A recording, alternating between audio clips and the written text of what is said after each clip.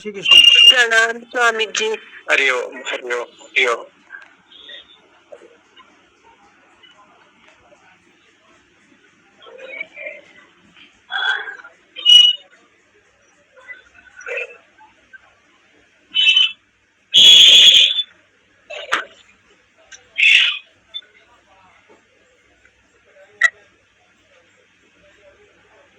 ओम शनावतु सहनो भुनक्तु सह वीर्यं करवहै तेजस्विनावधीतमस्तु मा विद्विषावहै। ओम शांति शांति शांति। वसुदेव सुतं देवं कंसचाणूरमर्दनं देवकी परमानंदं कृष्णं वंदे जगद्गुरुं। ओम शांति शांति शांति। शंकरं शंकराचार्यं केशवं बादरायणं सूत्रभाष्यकृत वंदे भगवन्तो पुनः पुनः। ईश्वरो गुरुरात्मेति मूर्तिभेद विभागिने व्योमवद्व्याप्त देहाय दक्षिणामूर्तये नमः। ओम शांति शांति शांति। श्री राम जय जय राम। श्री राम जय राम। श्री राम जय राम। श्री राम जय राम। श्री राम जय राम जय राम।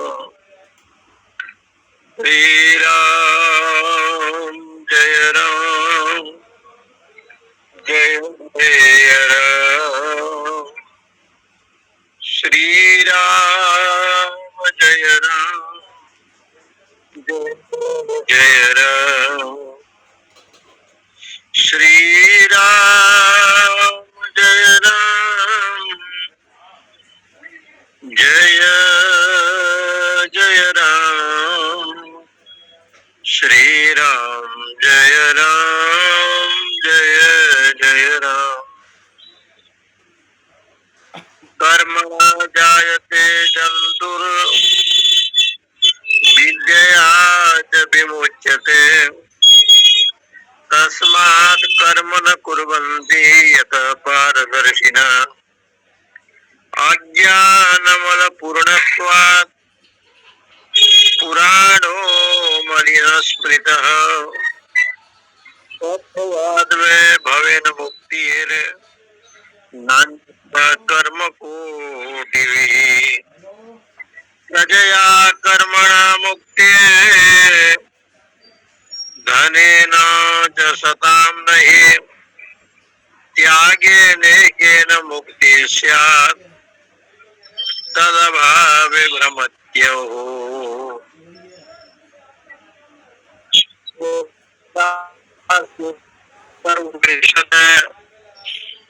कृष्ण यजुर्वेद के अंतर्गत पठित भगवान शंकराचार्य महाराज ने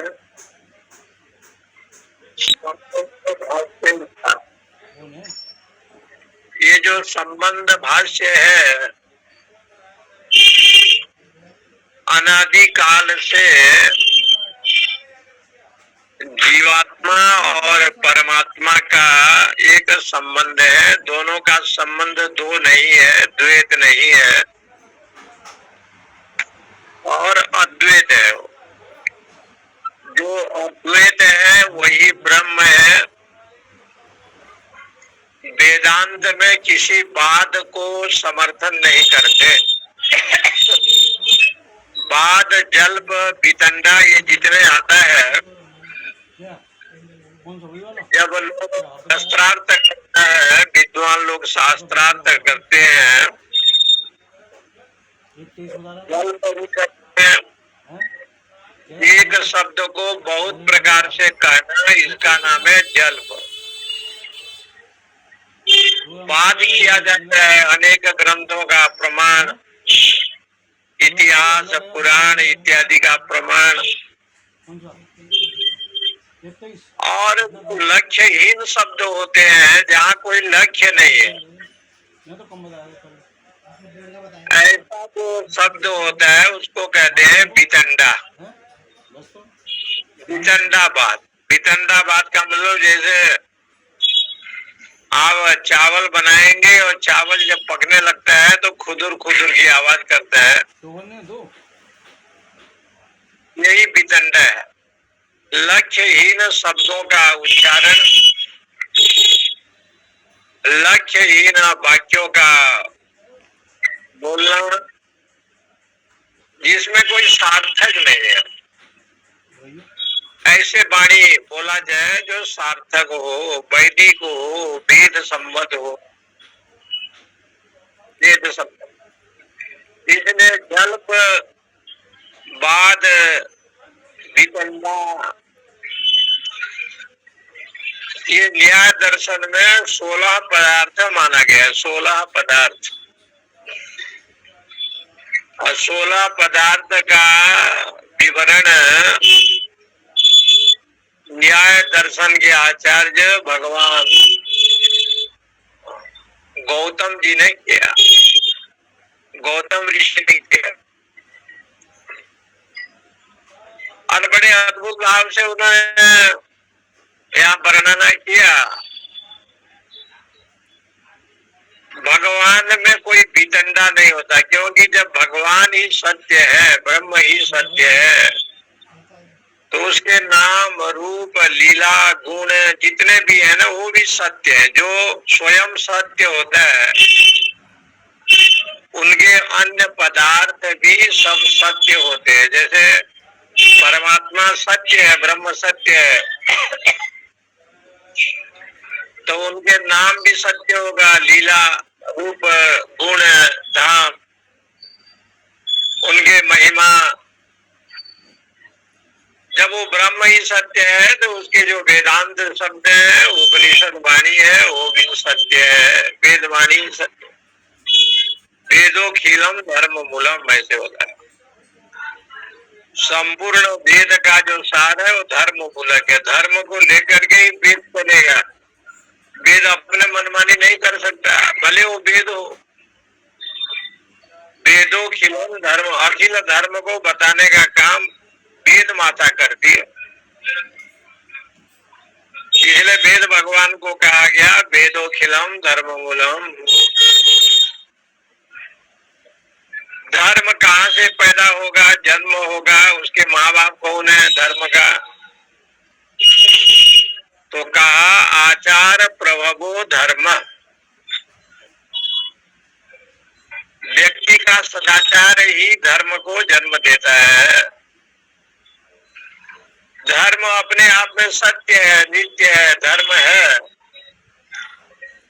लेकिन धर्म को जन्म देने का मूल कारण मनुष्य का आचार है, सदाचार है, उसका चरित्र है। इसने कहा आचार प्रभवो धर्म। तब कहा कि भाई जो धर्म आचार है तो ये तो धर्म हो गया, लेकिन आप कह रहे हैं कि परम धर्म क्या है, तो स्पष्टीकरण किया गया।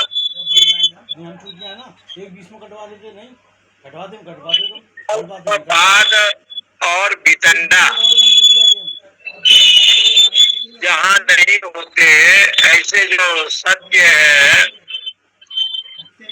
और सत्य संज्ञक जो भगवान है, ब्रह्म है, वही उसी का उद्देश्य ही परम धर्म है। अयम तु परमो धर्म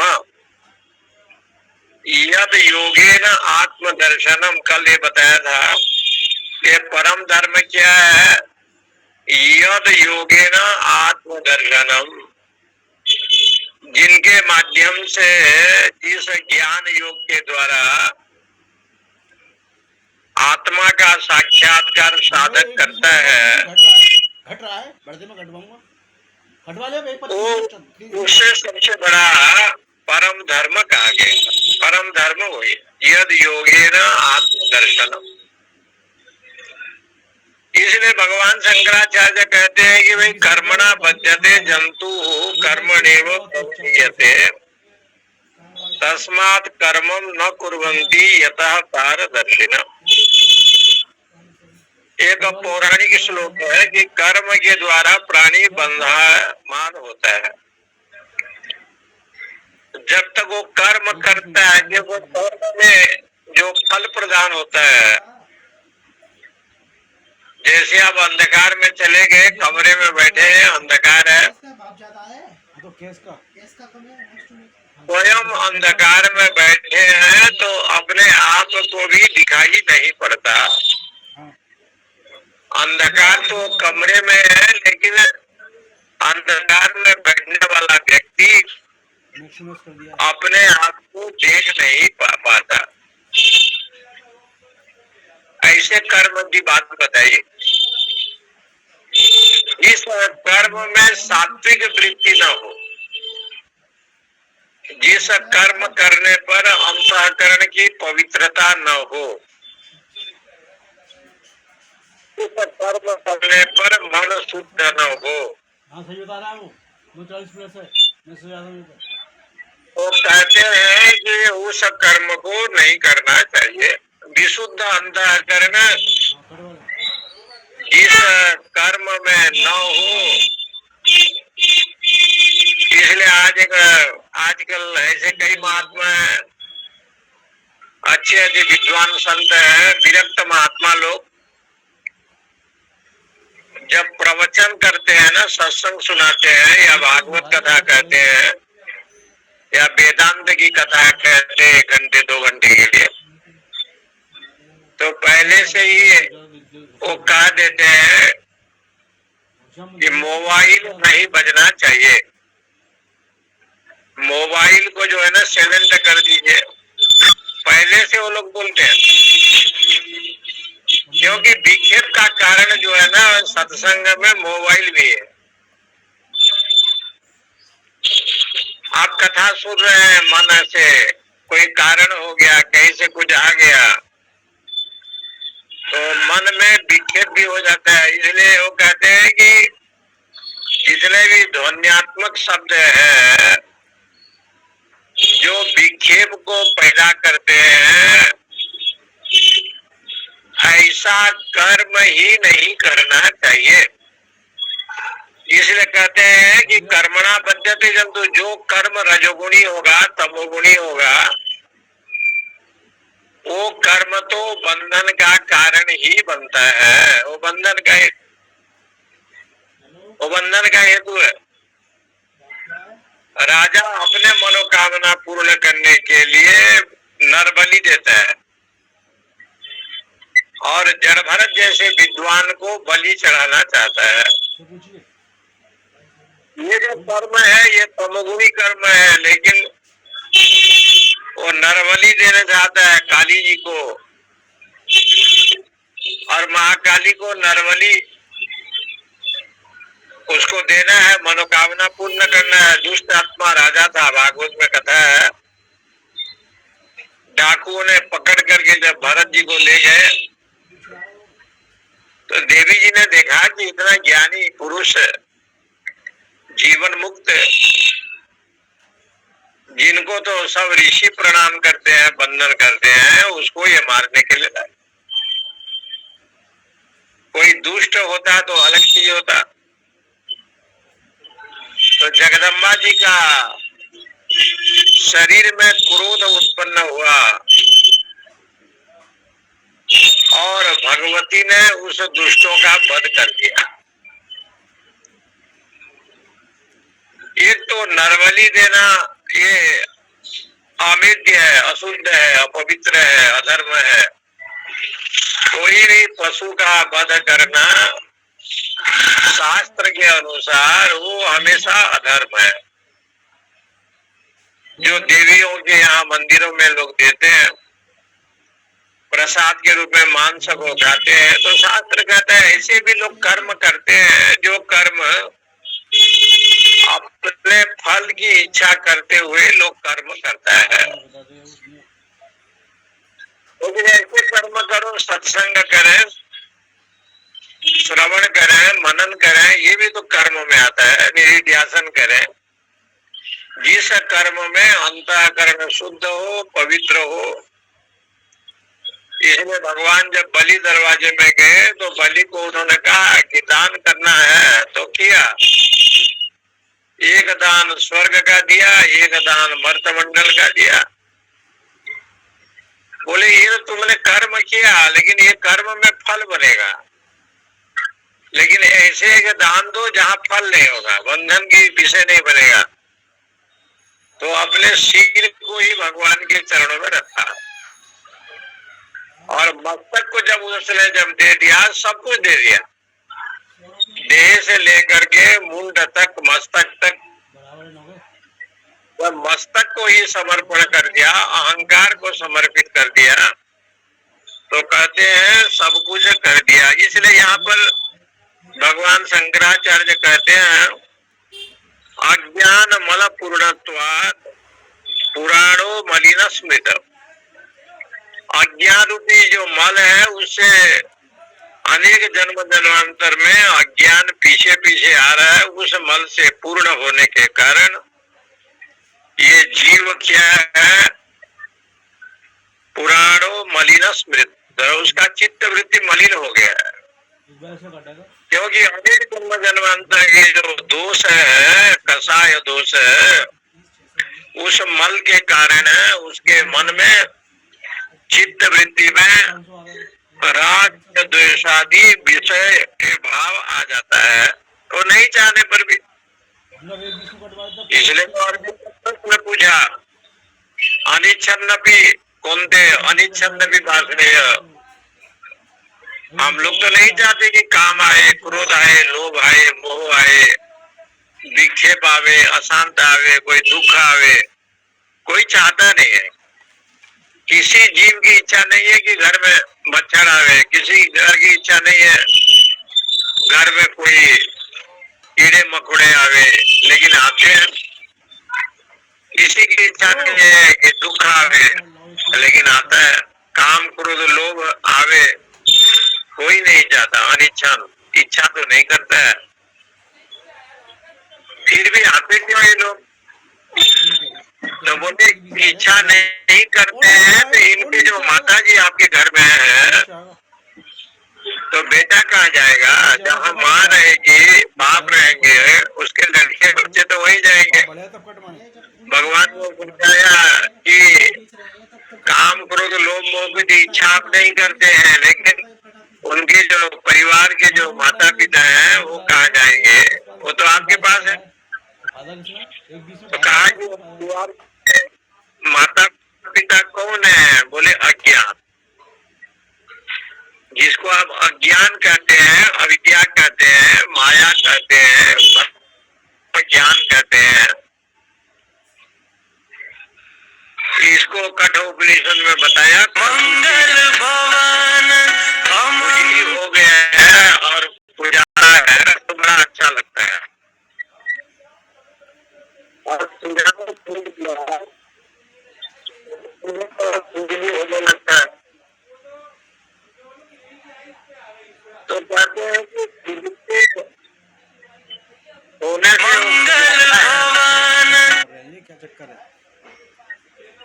और वो जो खुजली का जो पर उसको, अरे वर्मा जी आपका माइक खुला है।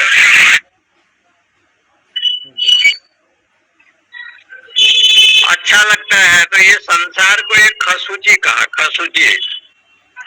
यहाँ पे देखिए लिखते हैं तत्क्षयाद में भवेन मुक्ति नान्यथा कर्म कोटिभी। उस मल का नाश करने के लिए विद्या मैंने उपनिषद विद्या के माध्यम से जब उसकी नाश हो जाता है आत्मा का मुक्ति संभव है, न अन्यथा। कर्म को कितना भी कर्म करे उसका मोक्ष होना संभव नहीं है। इसलिए वेदांत का उद्घोष है कि त्यागे नेक अमृतत्व मानसु, त्याग के द्वारा ही अमृतत्व की प्राप्ति संभव है। प्रजया कर्मणा मुक्ति धनेन च सताम नहीं, प्रजा के द्वारा, पुत्र परिवार के द्वारा इस कर्म से मुक्ति हो, बोले ये भी संभव नहीं है। धन के द्वारा, बोले ये भी संभव नहीं है। कर्म के द्वारा, वो भी संभव नहीं है। सताम नहीं, त्यागे नेगे मुक्ति से तदभावे भ्रमति हो, क्योंकि त्याग के द्वारा ही मोक्ष संभव है। त्याग का मतलब व्याकरण में जो त्याग शब्द बनता है संस्कृत में, एक धातु है त्यज हानो। त्यज हानो, सब्जी बहुत है, सब्जी मंडी में है, सब्जी खरीदने के लिए आप गए और घर में परवल की सब्जी, बैंगन सब्जी लाए और जो सड़ गया, ये अकस्मात सड़ गया, तो सड़ा गला वस्तु को भी नहीं लाते हैं और घर में भी फेंक देते हैं। इसका नाम होता है हानो। हानो का अर्थ होता है छोड़ देना, त्याग देना। जो सड़ा गला पदार्थ होते हैं, जो शरीर में रोगादि को जन्म देते हैं, ऐसे वस्तु को फेंक देते हैं। तो बोले कि ये सड़ा गला पदार्थ ये कौन है? बोले यही है, जो अज्ञान, जो जीवन में जो अविद्या है, जो अज्ञान है, जिनके चलते आवरण का जन्म होता है, ये सड़ा गला पदार्थ है, इनको कोई लेना नहीं चाहता। सत्पुरुष लोग भी नहीं ग्रहण करना चाहते, भक्त लोग भी ग्रहण नहीं करना चाहते, सत्संगी नहीं ग्रहण करना चाहता, क्योंकि कसाय दोष से युक्त है। इसको केवल दो सज्जन ही ग्रहण करते हैं, जो रजगुणी है और तमोगुणी है। सत्वगुणी लोग तो ग्रहण करते ही नहीं है। इसलिए सत्वगुण संपन्न जो लोग होते हैं वो इसको ग्रहण नहीं करते। इसलिए बार बार शास्त्रों में कहा गया है कि जब तक भगवान के चरणारविंद द्वापर युग में इस भारत में था, तब से कली का प्रवेश नहीं हुआ। कली तब आया जब कृष्ण स्वधाम में पधारे और महाराज धर्मराज जी ने परीक्षित जी को उत्तराधिकारी बनाया। उसके बाद जब भगवान स्वधाम गमन करते हैं तो कली आया। कली आया तो कली का लक्षण बताया कि कली आया तो उसको पहचान में क्या है? बोले खेत जोतने के लिए कली आया है। एक बहुत बड़ा शूद्र के रूप में दिखाई पड़ रहा है, लेकिन खेत जोतने का काम तो दो बैल करते हैं, लेकिन इस व्यक्ति ने एक बैल को लगाया है और एक गौ को लगाया है। बैल और गौ दोनों को जोड़ी बना करके एक खेत जोत रहा है और दोनों को मार भी रहा है। गौ भूत्वा अश्रुमुखी, जो गौ है वो रो रही है और बैल को जो है ये मार रहा है। मृगा करते परीक्षित जी ने जब देखा तो पहले समझ गया कि ये खेत जोतने का काम होता है तो अपने संबंधी से होता है, ये गौ बैल का संपर्क है नहीं कोई। तब उसके मन में आशंका हुआ कि ये जरूर कोई रजोगुणी व्यक्ति है, कोई असुरात्मा है, दुष्टात्मा है। तब उसने कलियुग को पहचाना। कलियुग एक ऐसे आएगा कि जहाँ गौ और बैल का कोई समन्वय नहीं है, जो गौ पृथ्वी है, बैल जो धर्म है। पृथ्वी रोएगी। संसार में अधर्म के चलते, असत्य के चलते पृथ्वी को बहुत दुखी पृथ्वी हो जाएगी। ऐसे कलियुग में आएगा। और बैल जो है, जो धर्म का प्रतीक है, उनके 3 पैर नहीं है, 1 पैर दिखाई दे रहा है, तो समझ लिया सत्य है, यज्ञ है, तपस्या है, कलियुग में रहेगा नहीं। जो भी थोड़ा रहेगा सत्संग दान रहेगा। और वो भी कलियुग में भागवत जी में बताया कि समय ऐसे आएगा, तरुणी प्रभृति देहे श्याल को बुद्धिदायक। घर में जो है ना तरुणी, घर के बहू जो है ना मुखिया बन जाएगी, उनका ही चलेगी। श्याल को बुद्धिदायक, घर के माता पिता का, सास ससुर का नहीं चलेगा, श्याला का चलेगा। कन्या विक्रय होगे, लोग कन्या को विक्रय करेंगे, कन्या दान नहीं देंगे। कन्या में जो है जैसे बिक्री होता है कन्या को, इतना लाख दो, इतना करो, दहेज परंपरा चलेगा। ये कब से लिखा गया? और उसी क्रम में लिखा गया है। अधर्माभिभवाद कृष्ण प्रदुष्यन्ति कुलस्त्रिय स्त्रीषु दुष्टासु वासने जायते वर्ण संकर। कब अर्जुन ने भगवान से कहा और कब की बात है? आज इस कलियुग में देखने को मिलता है। देखिए, अधर्माभिभवाद कृष्ण प्रदुष्यन्ति कुलस्त्रिय। और वहां पर सीधे सीधे लिखा है भागवत जो है, वेदो विक्रयिता, लोग वेद को बेचेंगे। श्रीमद् भागवत राम कथा, ये जितने कथा आजकल चलती है, एक बिक्री, जैसे लोग ट्यूशन पढ़ाता है तद अनुसार होगा। तो ये कलियुग के जो विषय कहा गया है, इसलिए ये कहते हैं कि भाई वास्तविक में ज्ञानेन विद्वान तेज अभेद नित्यम। ज्ञान के द्वारा विद्वान वो परमात्मा को जानता है, न विद्यते ही अन्यथा तस्य पंथा, और उसे छोड़ करके दूसरा कोई पंथा नहीं है, वही मार्ग है।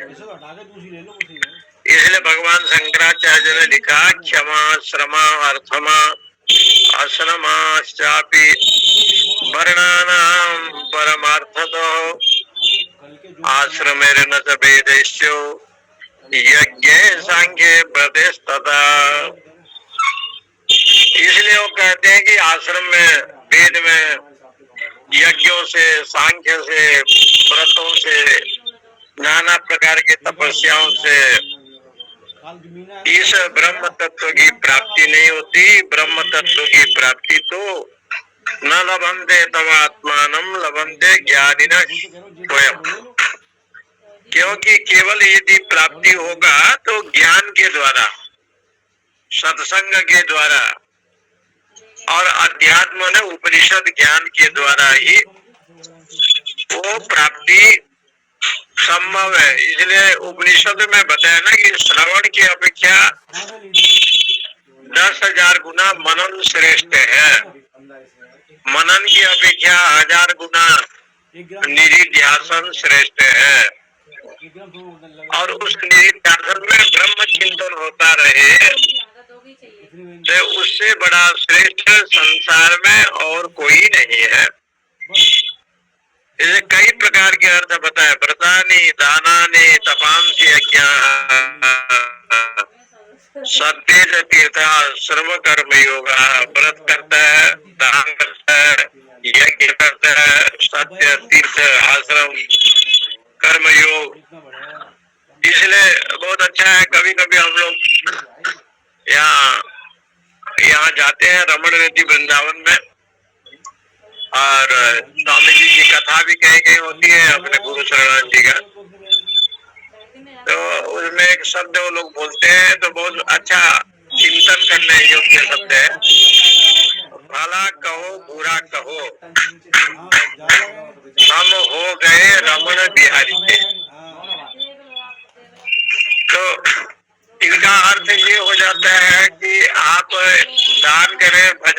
सत्संग करें, आपको तो लोग निंदा करेगा ही करेगा।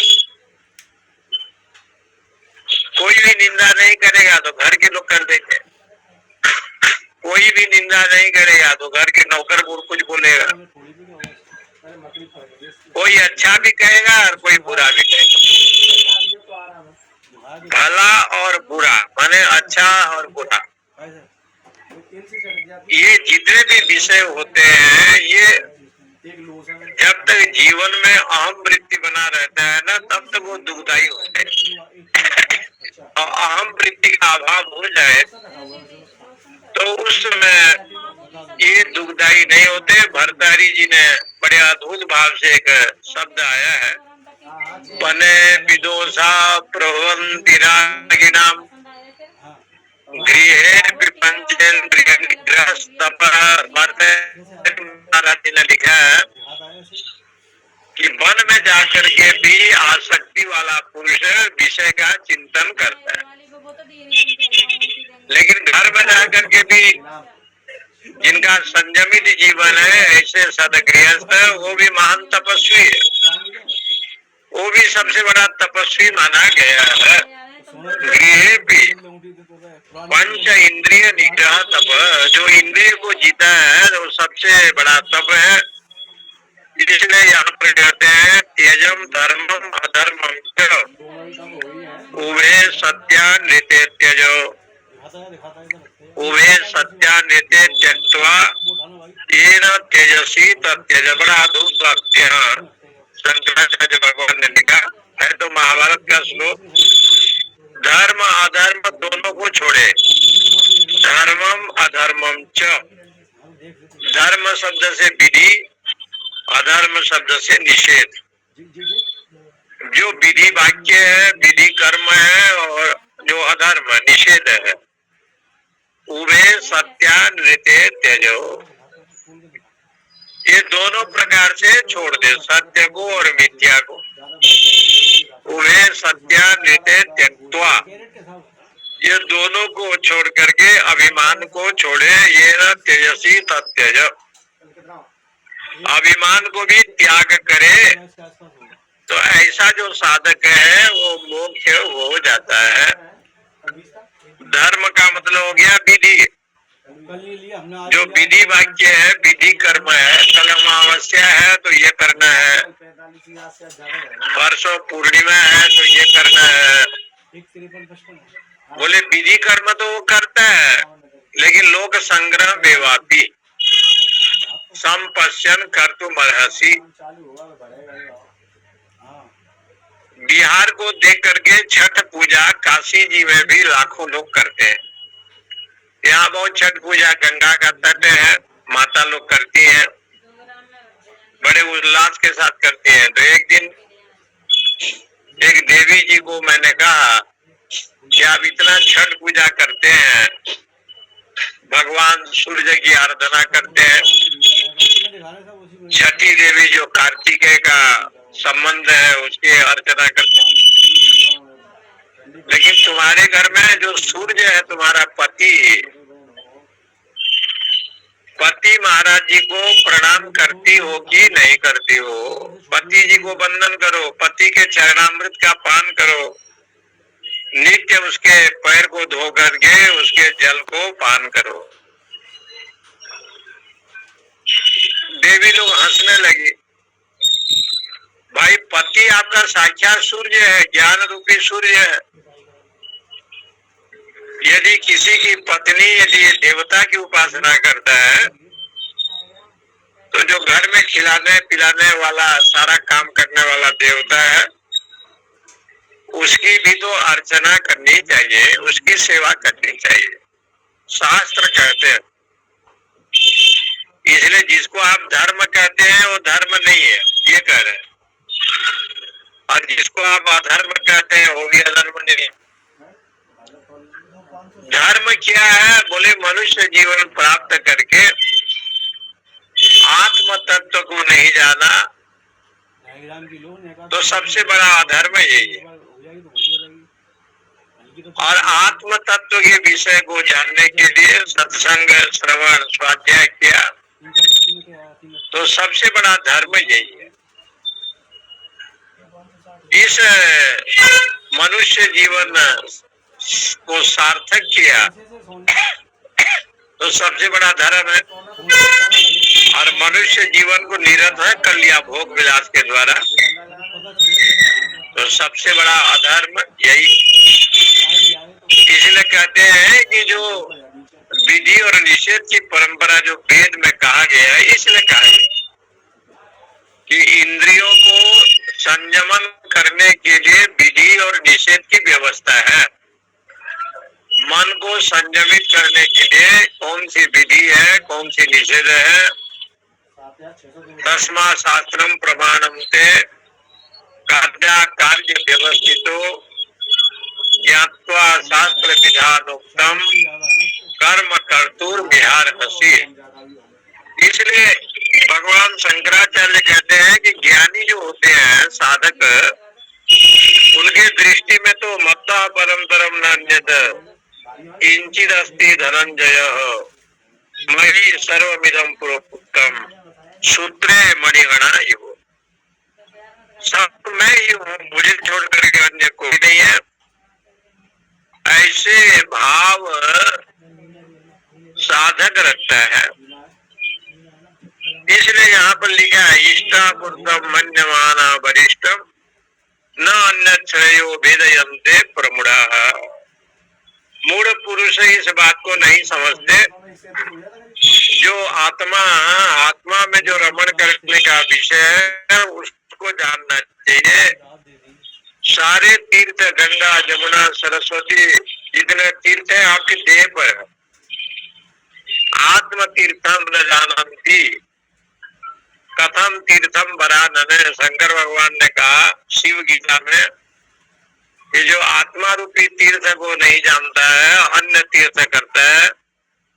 एवं कर्म सुनिस्नेहा ये केचिद पारदर्शिन विद्यामयोऽयं पुरुषो न तो कर्ममय स्मृत।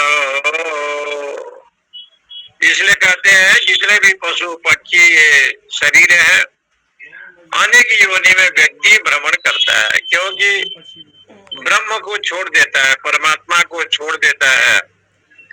इसलिए उसके जीवन में अनेक प्रकार से वो कर्म प्रधान जो शास्त्रीय कर्म है वो करता नहीं है।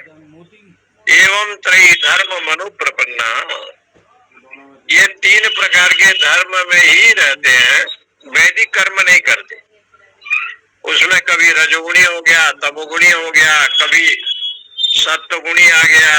गतागतम काम कामा लभन्ते, गीता जी में कहा है कि वो हमेशा जो है ना आने जाने का एक उनका विषय बन जाता है। इसी को आगे गीता जी में भगवान शंकराचार्य ने लिखा है कि ब्रह्मण्य ध्याय कर्माणि संगम त्यक्ता करोति लिप्यते न स पापेन पद्म पत्रम इवाम्भसा कायेन मनसा बुद्ध्या केवलेन्द्रियैरपि योगिना कर्म कुर्वन्ति संगम त्यक्त्वा आत्मशुद्धये। ब्रह्मण्य आधाय कर्माणि संगम त्यक्त्वा करोति, ऐसे दिया। जैसे मंदिर के पुजारी होता है तो मंदिर में जब भगवान को उठाता है सुबह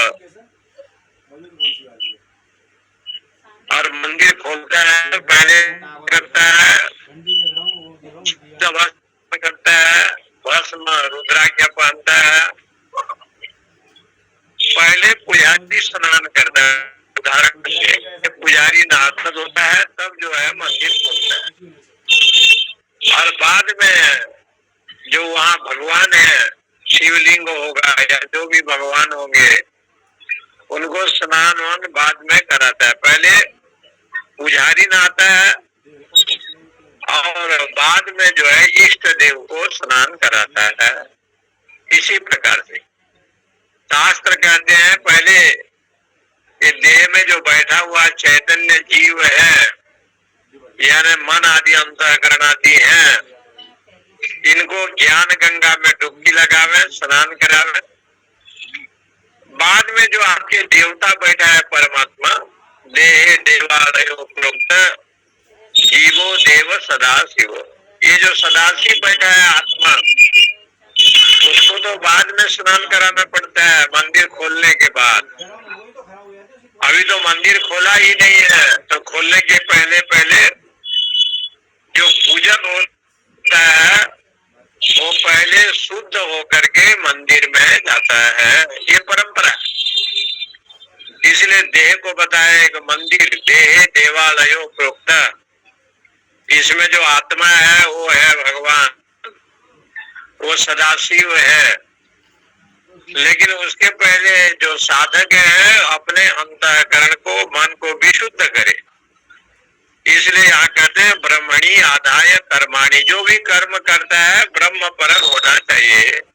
संगम त्यक्त्वा करोति, आसक्ति को छोड़ करके ही Incoming voice call from Satish Verma ji. संगम त्यक्त्वा, अनासक्त भाव से Incoming कर्म voice call करे। from Satish Verma न ji. लिप्येत सपापे न पद्म पत्र विभाम भषा। Incoming voice call उसी को from आगे Satish लिखते हैं। Verma ji. कायेन मनसा वाचा, Incoming शरीर के द्वारा, मन के द्वारा, वाणी के द्वारा भगवत अर्पित कर्म करे। यतः कर्म कुर्वन्ति संगम त्यक्त्वा प्रसिद्धये। ऐसे शास्त्रों में आया है, रामचरितमानस में आया है कि ये जो साधक लोग होते हैं, आप भगवती वहां नित्य निवास करते हैं, तो बोले धर्मात्मा के घर में, पुण्यात्मा के घर में, सत्संगी के घर में योग खेम वहन करने का तो जिम्मेदारी incoming मेरा voice है call from भगवान ने Satish कहा। Verma ji. सारा योग खेम का वहन तो मैं ही करता हूँ। आपको तो केवल मदर्थ कर्म करना चाहिए। मदर्थ अभी कर्माणि संगम त्यक्त्वा करोति। मेरे अर्थ निमित्तक ही कर्म करे शास्त्री, और योग खेम का वहन तो हमको ही करना पड़ता है। भगवान ने कहा योग खेम वाहम्यहम्, ऐसे बताया योग खेम का वहन हम ही करते हैं। तो ये शास्त्रों में इस बात को यहाँ पर यद करोषि यदस्नासि यद जुहोषि दद्दासि यद तपस्यसि कौन्तेय तत्कुरुष मदर्पणम। श्वेताश्वेतर उपनिषद में भगवान शंकराचार्य ने इस श्लोक को लिया है। उन्होंने कहा यद करोषि यदस्नासि, जो तुम करते हो कर्म, भोजन करते हो, यद जुहोषि, जो हवन आदि करते हो, ददासी, जो दान धर्म करते हो, यद तपस्यसि, जो तपस्या करते हो, हे कौन्तेय तत्कुरुष्व मदर्पणम। सब कुछ ऐसे समझो कि प्रभु ही करा रहा है। मेरे में अर्पण कर दो। अर्पण कर दो मतलब हो गया कि अपने में कर्ता और भोक्ता भाव मत रखो। कर्ता भोक्ता भाव न रहे। अपने को ये समझे कि सब ये परमात्मा का है, ऐसे भाव रखे। मदर्पणम, मेरे में अर्पण कर दे, माने स्वाभिमान न रखे। साधना में भी अभिमान होता है, भजन साधन में भी अभिमान होता है। मठों में बड़े बड़े धनी लोग आते हैं तो कभी कभी भंडारा करते हैं, यहाँ तक 4-5 लाख भी खर्चा कर देते हैं और भी ज्यादा खर्चा कर देते हैं। लेकिन उनमें भी थोड़ा अभिमान देखा जाता है कि हम दाता हैं, हमारे से कोई बड़ा नहीं है। ऐसे भाव भी कभी कभी लोगों में आता है। लेकिन शास्त्र कहता है कि भाई देने का काम तो परमेश्वर करता है, सब कुछ तो उसी का है। तो व्यम गोविंद समर्पये, सब कुछ तो उसने ही बनाया और सब उन्हीं का है। धन भी उसी का है, धर्म भी वही है, सत्य भी वही है। इसलिए भगवान कहते हैं यद करोषि, यदि कोई सत्कर्म हो गया तो वो मेरी अनुग्रह से है। ये श्लोक का ये तात्पर्य है। ये तपस्या, तपस्या भी करते हो तो मेरा कृपा है, ऐसे शास्त्रों में बताया। यद कुरुष्व मदर्पणम, इसलिए जो भी तुम करते हो सब तो मेरा है। और मेरे वस्तु ये बड़े डायग्राम मुझे यदि अर्पण करते हो तो ये तो बड़ा अच्छा है। कहीं कहीं लिखा है कि आपको तो अधिकार मिला है, भगवान कहते हैं कि मैंने तो अधिकार दे रखा है, और जहाँ जहाँ अधिकार है आपका यद करोसी यदस्नासी, जो आप भोजन करते हो उसका भी हमने अधिकार दे रखा है। आपको कितना भोजन करना है उसका अधिकार है। तो बोले भोजन हम करेंगे और पचाने का काम आप करेंगे, तो कहा कि भोजन करने का अधिकार जब मैंने दे रखा है, इतना आपको खाना है, तो पचाने का काम भी तो हमको करना पड़ेगा। तब गीता जी में कहा गया अहम वैश्वानरो भूत्वा प्राणी नाम देहम आश्रित, प्राणी के अंदर में रहता हूँ वैश्वानर बन करके। बोले भोजन को हम परिपक्व करते हैं, पचाते हैं। इसलिए उन्होंने कहा कि यदस्नासी, जो तुम भोजन करते हो मेरे में अर्पण करते हो, क्योंकि मैं वैश्वानर बन करके रहता हूँ, सारा भोजन को खाता हूँ, तो मेरे में अर्पण हो गया। मान लीजिए मैं अग्नि हो गया और आपका भोजन घृत हो गया। इस हवन में आपने दिया, किस हवन में? यज्ञ। जो यज्ञ है, ज्ञान यज्ञ है, उस हवन में आपने जो है ज्ञान यज्ञ किया, और मैं वैश्वानर बन करके रहता हूँ। ऐसे ऐसे चिंतन किया गया। और गीता जी के ऊपर कभी ज्ञानेश्वरी टीका भी बड़ा अद्भुत प्रसंग लिखते हैं। ज्ञानेश्वर महाराज जो मराठी में हुए, उनका एक ग्रंथ है ज्ञानेश्वरी गीता है। तो महाराष्ट्र में बहुत कुछ लिखा है उन्होंने, लेकिन एक ज्ञानेश्वरी गीता इतना विशेषण दे करके लिखा है, और उसमें इतना बढ़िया सुंदर उदाहरण है कि पूरा दृष्टांत के माध्यम से व्यवहार की बात करते हैं। यदस्नासी, इसलिए आप भोजन करते हैं, तो भोजन जैसे करते हैं तो पचाने का काम तो आप नहीं करते, तो भगवान ने कहा हम करते हैं, क्योंकि भोजन करने का अधिकारी आप हो और पचाने का काम का अधिकारी हम हैं। इसलिए हम कहते हैं कि तत्पुरुषो मदर्पणम, सारा मुझ में अर्पण कर दो।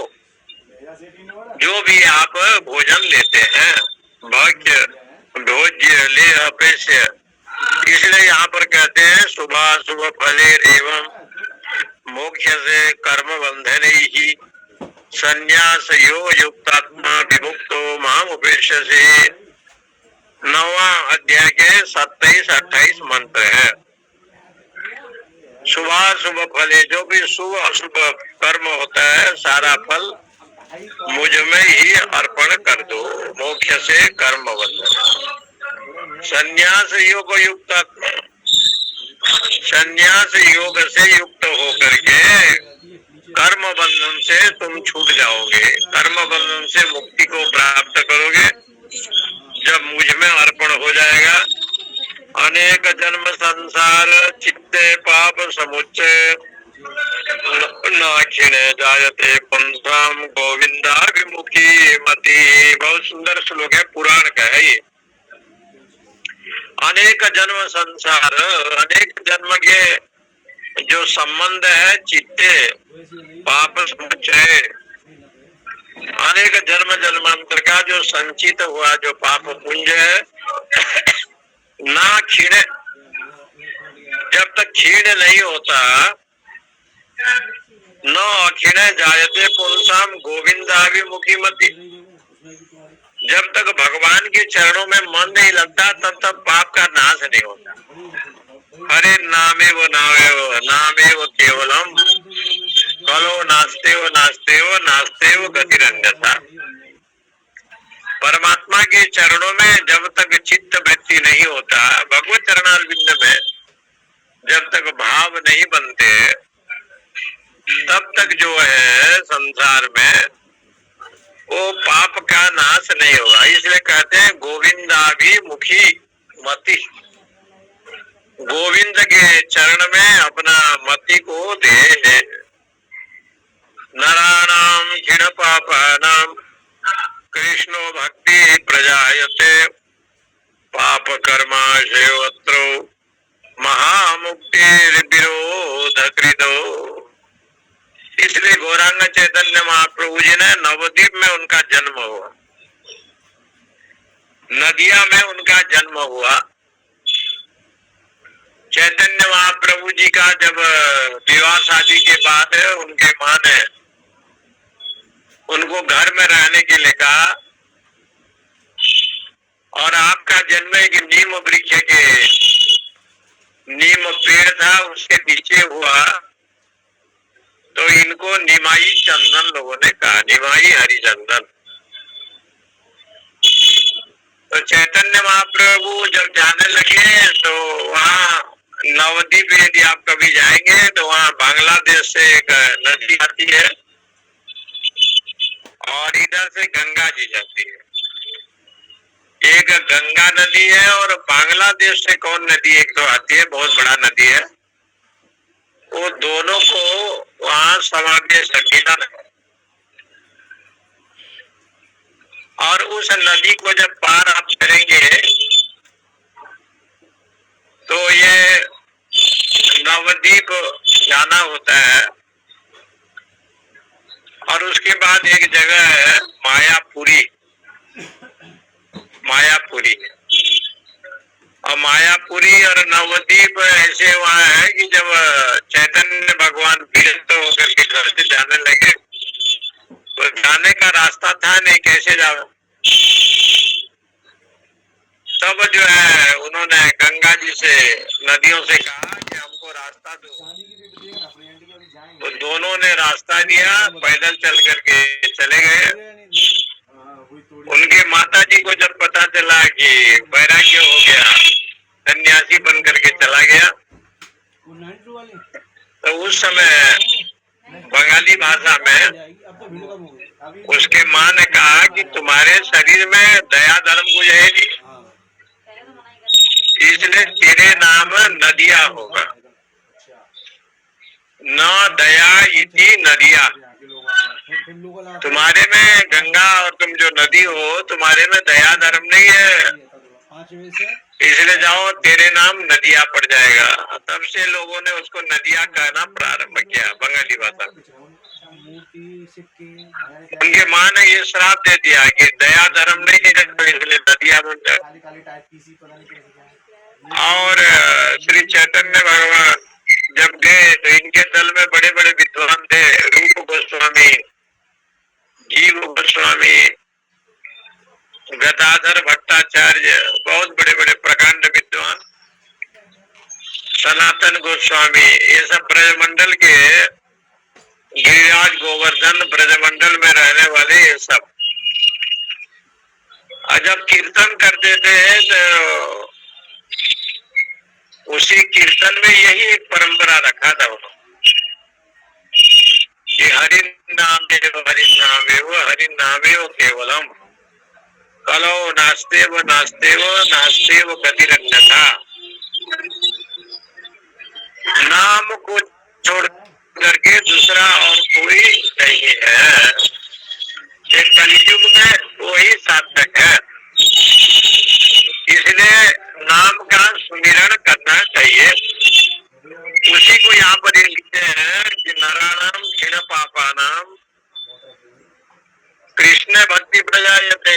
मनुष्य जो पाप है भगवान के भक्ति से ही उसकी मुक्ति होती है।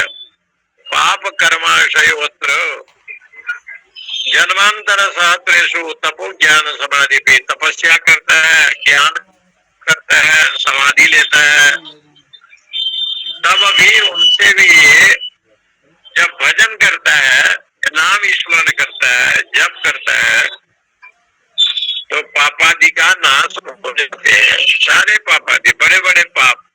अपीचे सुदुराचारो भजते माम अनन्य भाग साधु रेव समन्तव्य सम्यक व्यवसितो ये सब। गीता जी में भगवान ने भी कहा है सुवर्णादि महाधार पुण्य तीर्थावगाहरै शारीरश्चैव महाक्लेशे शास्त्रोक्ते तच्छमो भवेत्। बड़े बड़े सुवर्ण को दान भी करता है, तीर्थों में स्नान भी करता है, शास्त्र के अनुकूल आचरण भी करता है। तो कहते हैं ये सब करने पर भी भजन का ऐसे प्रताप है। देवता की आराधना में देवता श्रुति सदशास्त्र श्रवणे पुण्य बड़े पुण्यात्मा है। ऐसे ऐसे जीवन में आनंद की अनुभूति होता है। गुरु शुश्रूषण से वो पाप बंध प्रधाम्यति। गुरु की सेवा करने से पाप का जो बंधन है वो निवृत्ति हो जाता है। याज्ञवल्क्य जी ने इस प्रकार से बताया। उन्होंने कहा कि याज्ञवल्क्य अपनी शुद्धि अपेक्षा तत्साधनम। याज्ञवल्क्य की स्मृति है कर्तव्याशय शुद्धिष्टो भिक्षु के साथ विशेषतः ज्ञान उत्पत्ति निमित्तत्वात् तत्वतः तन्वीकरणाय च। ज्ञान की अपेक्षा में जो ज्ञान है चित्त में, पहले ये मलिन जो चित्त है ना उसको भजन के द्वारा शुद्ध सात्विक भोजन के द्वारा आहार शुद्धो सत्व शुद्धि इसके माध्यम से इस चित्त को शुद्धि करना चाहिए।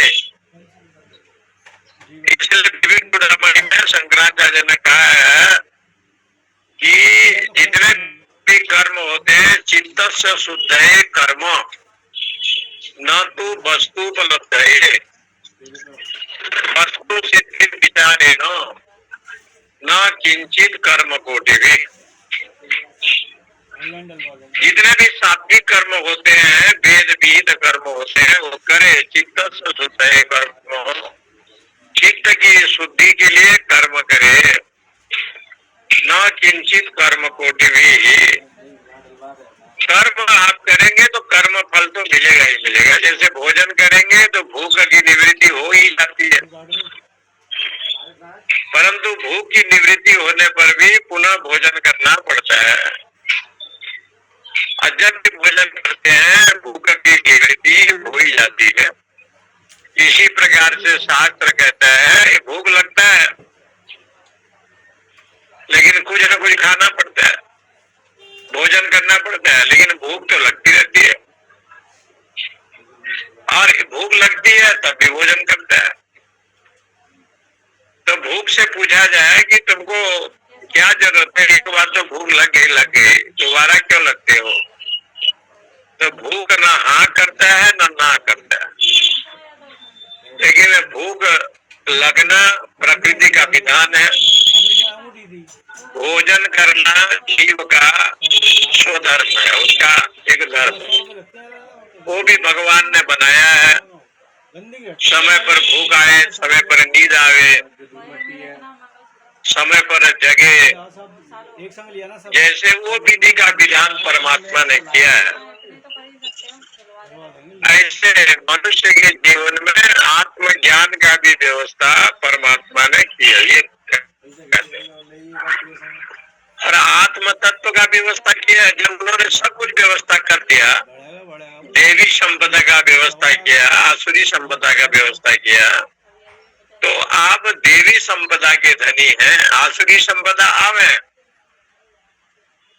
लेकिन शास्त्र कहता है देवी संपद विमोक्षाय निबंधाय सुरी मता माँ सुचा संपदम देवी मभिजातोषि पांडव। इस प्रकार से वर्णन यहाँ पर श्वेताश्वेतर उपनिषद के भाष्य में संबंध भाष्य जिसको कहते हैं भगवान भाष्यकार ने लिखा है। ओम पूर्णमद पूर्णमिदम पूर्णात् पूर्णमुदच्यते पूर्णस्य पूर्णमादाय पूर्णमेवावशिष्यते। ओम शांति शांति। हरि ओम हरि ओम हरि ओम। नमो नारायण स्वामी जी। हरि ओम। हरिओम स्वामी जी, हरिओम।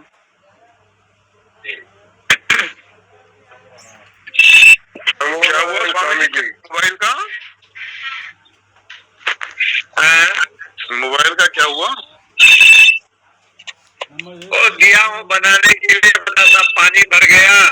आज भाग इतना लगेगा, वो लगेगा नहीं। क्या कह रहे हो? उसमें मांग रहा है, पैसा मांग रहा है, कुछ लगेगा बोल रहा है। नहीं, कितने पैसे कह रहे हो?